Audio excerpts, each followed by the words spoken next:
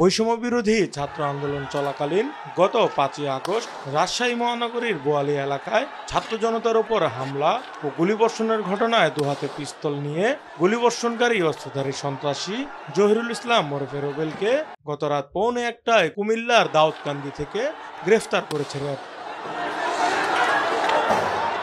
RAB 10-এর একটি অভিযানিক দল তাকে গ্রেফতার করে। এছাড়া ছাত্র আন্দোলনের সময় সাতক্ষীরা কারাগার থেকে পলাতক যাবজ্জীবন সাজাপ্রাপ্ত আসামি মুকুল মিস্ত্রিকে যশোরের অভয়নগর থেকে গ্রেফতার করেছে র্যাব 6।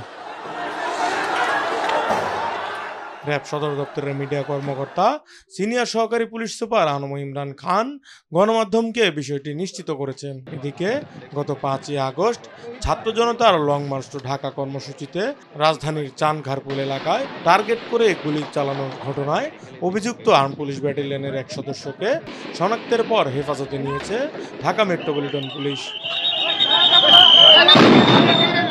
অভিযুক্ত ওই পুলিশ সদস্যের নাম সুজন হোসেন। এপিবিএন 13 উত্তরা পূর্বের কনস্টেবল পদমর্যাদার ওই পুলিশ সদস্যকে গতকাল এপিবিএন এর পক্ষ থেকে ডিবি পুলিশের কাছে হস্তান্তর করা হয়। এরপর ডিবি পুলিশ তাকে শাহবাগ থানার দায়ের করা হত্যা মামলায় অভিযুক্ত হিসেবে শাহবাগ থানায় হস্তান্তর করে। নিউজ ডেস্ক, ভোরের পাতা।